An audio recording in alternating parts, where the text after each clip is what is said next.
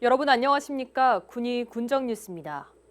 군이 코로나19로 인한 경기 침체로 생계가 어려워진 저소득 가구를 위해 7월 31일까지 긴급복지 선정 기준을 완화합니다.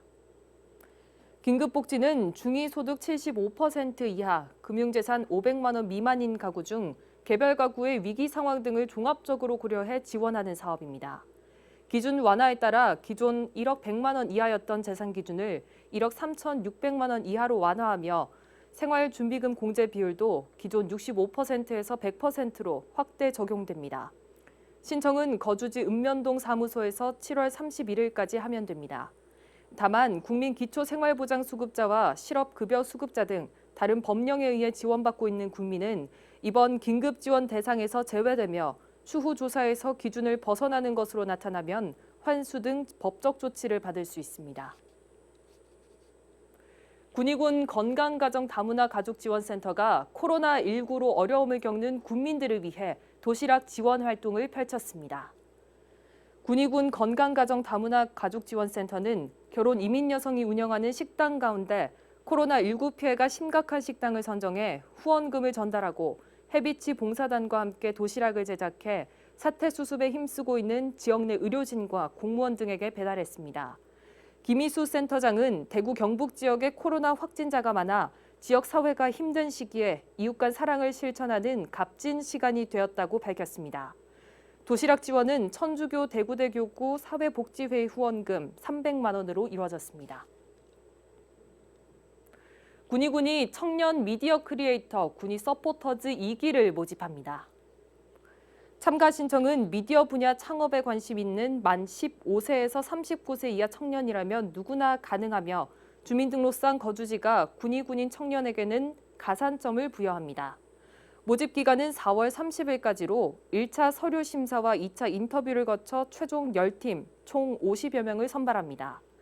신청은 전용 홈페이지에서 받고 있으며 선발된 청년들은 영상 제작과 소셜미디어 홍보 과제를 수행하고 활동비를 지원받을 수 있습니다.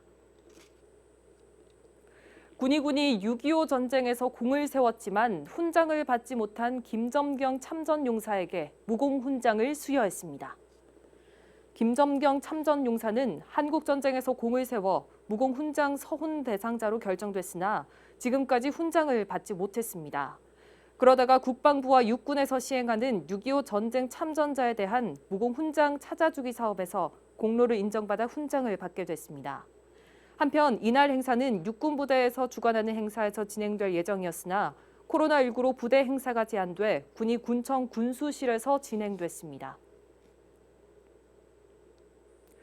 군이 코로나19로 어려움을 겪고 있는 지역 농가를 돕기 위해 농업기계 임대료를 50% 감면하기로 했습니다. 지역 농업인들은 오는 7월 31일까지 4개월 동안 농기계 임대사업소에서 모든 임대 장비를 반값에 이용할 수 있습니다.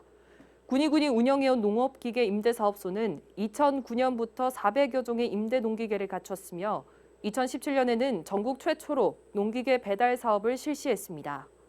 군 관계자는 이번 임대료 반값 사업을 시작으로 농산물 가격 하락과 판매량 감소 등의 어려운 여건 속에서도 묵묵히 농업 현장을 지키는 농업인의 피해를 줄이기 위한 지원책을 꾸준히 검토하겠다고 밝혔습니다. 군이 2020년 도시 청년 시골 파견제 사업에 참여할 청년을 오는 17일까지 모집합니다.